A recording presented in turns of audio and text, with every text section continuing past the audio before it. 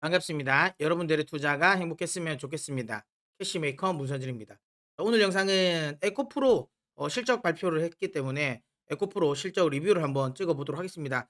일단은 오늘 나온 이렇게 기사들을 보면 다들 아시겠죠? 일단 실적이 좀 안 좋게 나왔습니다. 안 좋게 나왔고 그로 인해 가지고 기사들도 조금 자극적으로 좀 많이 뽑네요, 헤드라인을. 뭐 요런 것들은 어닝 쇼크 뭐 요거는 뭐 사실 평소에도 요런 것들은 있을 수 있는데, 보통 이렇게 되면 영업이 컨센서스 하회 정도로만 나오는데 이런 식으로 해서 수치적으로 딱 찍어서 26% 하회 뭐 이런 건 잘 안 나오는데 헤드라인을 이렇게 딱 찍어서 이렇게 나오네요. 아무튼 좀 실적이 안 나왔다라는 걸 굉장히 좀 강조하는 요런 기사들이 많이 나왔습니다. 그래서 많은 분들이 조금 걱정하실 것 같아서 요거를 조금 냉정하게 한번 분석을 좀 해 보도록 하죠. 실적이 잘 안 나왔다라고 하는 포인트, 요 부분을 일단 먼저 보면 하나씩 좀 설명을 한번 해 드려 볼게요. 일단 기본적으로 실적이 예상치보다는 안 나온 건 맞죠. 왜냐하면 지금 보신 건 매출 같은 경우는 한 2 조를 넘기긴 했어요. 2 조를 넘기긴 했지만 전년 동기 대비해서 실적은 굉장히 잘 났다. 다만 전분기 대비해 가지고는 아무래도 좀 기대감이 조금 이제 못 미친 거죠. 그다음에 영업이익 역시도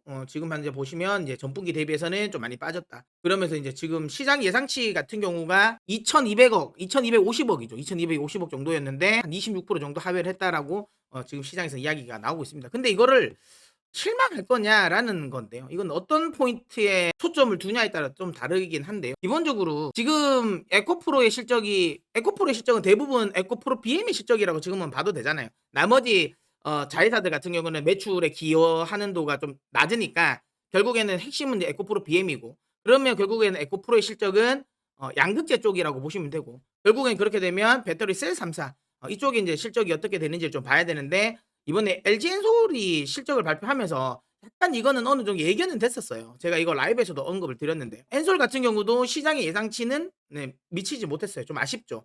시장 예상치는 좀 미치지 못했고, 그다음에 아직까지 발표는 안 했지만 삼성 SDI 같은 경우는 원래 얘들은 증설 속도보다는 수익성을 조금 더 강조하다 보니까 삼성 SDI 같은 경우는 실적은 좀 잘 나올 것 같다. 영업이익은. 그러니까 매출이 늘어나는 캐파 증설 쪽은 아직은 늦겠지만 영업이익은 좀 잘 나올 것 같다라고 생각하고 있고, 문제는 이제 SK온이죠. 왜냐면 에코프로 BM이 어쨌든 고객사를 두고 있기 때문에 이쪽에 또 실적도 굉장히 좀 중요합니다. 근데 보신 것처럼 지금 SK온의 실적은 여전히, 물론 적자가 많이 줄긴 한다. 하지만 아직까지는 시장에서는 약간 흑자 전환 또 좀 얘기가 나오고는 있는데, 지금 현재 보면 아직까지는 흑자 전환을 못할 가능성이 높다. 근데 이건 몰라요. 뚜껑 열어봐야 아는 거고.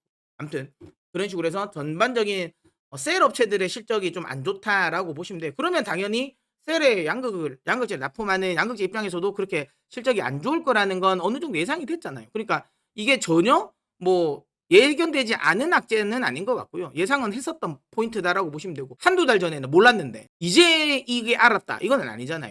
뭐 매도를 치고 싶은 사람들이 매도에 어찌 보면 이제 이유를, 명분을 그냥 갖다 붙인 거죠. 그러니까 실적 어닝 쇼크 나왔다라는 거고. 그다음에 어닝 쇼크라는 것도 좀 웃긴 건 뭐냐면, 그러니까 컨센서스 대비 약하게 났다라고 하기에는 에코프로를 커버하는 증권사가 많지가 않아요. 요즘에 아시겠지만 에코프로는 증권사가 되게 꺼려합니다. 되도록이면 분석 안 하려고 해요.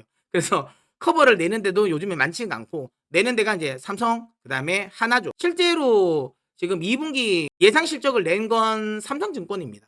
삼성증권에서 한 2,250억 정도? 이 정도 예상을 한 거니까 한 군데서 예상했는데 그걸 컨센을 하였다라는 거는, 우리가 그런 거 있잖아요. 그 여론조사 할 때도 응답률이 너무 낮으면 우리는 사실 그 여론조사는 안 믿는 것처럼 약간 그런 느낌도 있습니다. 그래서 시장에서 이야기하고 있는 에코프로의 어닝 쇼크는 조금 자극적인 단어를 써서 과하게 악재를 좀 부풀리는 경향은 있다라는 거죠. 그러면 이제 우리가 좀 냉정하게 보자고요. 어차피 2분기는 실적 안 좋을 거 알고 있었는데 그럼 3분기에는 좋아질 거냐라는 게 중요한데, 저는 개인적으로 제가 이전에 라이브에서도 자주 말씀드렸지만 2분기 실적 안 나올 것 같다라고 이야기를 제가 벌써 한 3주 전부터 이야기 드렸잖아요. 4월, 5월 수출 금액 보니까 좀 별론데 6월에 좀 드라마틱하게 올라와야지 올라올 것 같은데, 생각보다 6월 수출액도 생각보다 그렇게 강하지 않았던 것 같다.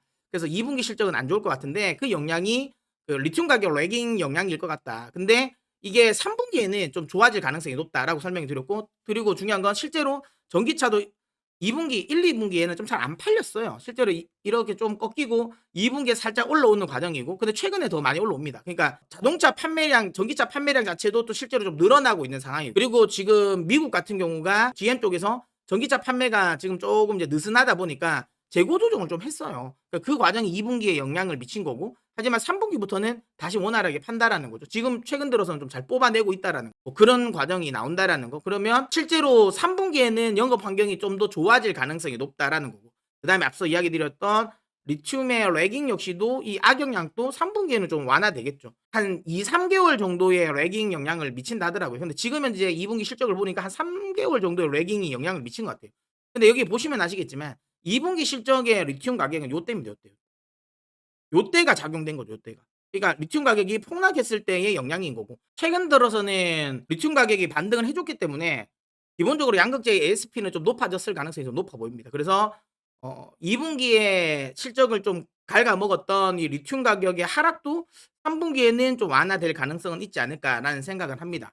그다음에 또 하나는 3 분기부터 나오는 라인업들이 괜찮은 라인업들이에요. 뭐냐면 지금 LG 엔솔이나 SK온이나 삼성 SDI 같은 경우가 지금 3 분기부터 주요 장착하는 배터리 자체가 비싼 배터리죠. 하이니켈로 어찌 보면 주력 제품이고, 요 자체의 평균적인 ASP가 높아요.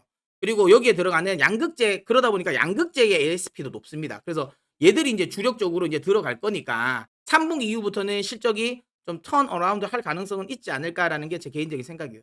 그럼 요거를 이제 종합해 보면 오늘 에코프로의 실적 자체는 기대치에 못 미쳐서 좀 실망스러운 건 아쉽다. 하지만 모르지 않았다. 알고 있었고, LG 엔솔의 실적에서도 우리는 어느 정도 힌트는 찾았다. 100만 원을 찍었을 때 그럼 이건 몰랐고 지금은 알아 악재냐? 그건 아니라는 거죠. 그래서 오늘의 하락이 실적의 영향이라고 보는 건 좀 지나친 경향은 있다라고 봅니다. 중요한 건 100만 원 정도에서 매도를 치고 싶었던 뭐 개인 뭐 이 투자자들이나 아니면 외국인 기관 쪽에서 뭐 차익 실현하기 위한 그냥 명분이라고 저는 생각해요. 3 분기에도 그러면 나빠질까?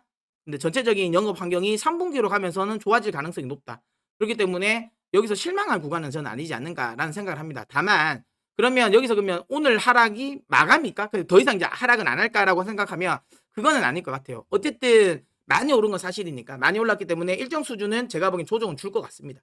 추가 조정 가능성은 있기 때문에 만약에 내가 에코프로를 매수하고 싶다라고 하시면 조금 여유를 두고 하셨으면 좋겠어요. 그리고 에코프로는 제가 이전에도 말씀을 드렸잖아요. 에코프로뿐만 아니라 에코프로 BM도 제가 설명을 드렸지만 어쩔 수 없어요. 이런 원래 그렇잖아요. 원래 인기는 원래 피곤한 법이에요. 원래 연예인들은, 인기인들은 피곤하잖아. 그러니까 계속 주목을 받을 수밖에 없고, 그러다 보니까 좀 뭐 원래 같으면 크게 이슈가 안 될 것도 엄청나게 좀 크게 이슈가 될 수밖에 없어요. 근데 이거는 운명입니다. 예, 에코프로의 운명이라고 생각하셔야 되고 어쩔 수 없어. 그러니까 여기에 너무너무 하나하나 이슈에 일일이 반응하실 필요는 없어요. 그러니까 장기적인, 내가 만약에 에코프로를, 저는 이야기 드렸잖아요. 나는 그냥 좀 트레이딩을 한다라고 하시면 지금 상황은 비중 줄이시라고 이야기 드렸잖아요. 이미 제가 한 2주 전부터 비중 줄이시는 게 맞고, 다만 나는 장기적으로 투자를 한다. 그리고 평단가가 뭐 좀 한 50만 원 미만에서 내가 평단가를 가지고 있다라고 하면 굳이 이걸 팔아 가지고 다른 쪽으로 갔을 때 승수 효과를 내가 못 누리니까 뭐 그럴 필요는 없다. 어느 정도 평단가 낮으신 분들은 좀 장기적으로 보고 끌고 가셔도 된다. 네. 그렇기 때문에 일일이 이거 오늘 말고도 에코프로 같은 경우는 앞으로도 계속 자잘한 이슈를 계속 확대 해석하려고 할 겁니다. 이건 어쩔 수가 없어요. 예, 계속 이야기 드리잖아요. 그러니까 이거에 한 개 한 개의 모든 부분에 너무 의미를 부여할 필요는 없다. 아직까지 에코프로의 펀더멘탈이 훼손된 흐름은 아니기 때문에 너무 걱정하지 마셔라. 다만 추가적으로 하락할 가능성은 열어두는 건 맞아요, 여러분. 아시겠죠? 그러니까 추가적으로 좀 더 하락할 수 있다고 생각하고 시장을 좀 이 종목을 대응하셨으면 좋겠다. 요렇게 이야기 드리도록 하겠습니다. 자, 그러면 또 저는 또 다음 영상에서 찾아뵙도록 하겠고요. 에코프로와 관련된 부분, 그다음 2차 전지, 그다음 제가 이제 반도체, 그다음에 재건 이런 관련 종목들 궁금하신 분들은 또 캐시메이커의 메이커가 되어 주십시오. 제가 관련 영상들 계속 많이 업데이트 해 드릴 테니까 여러분이 선택하시면 영상으로 보답해 드리도록 하겠습니다.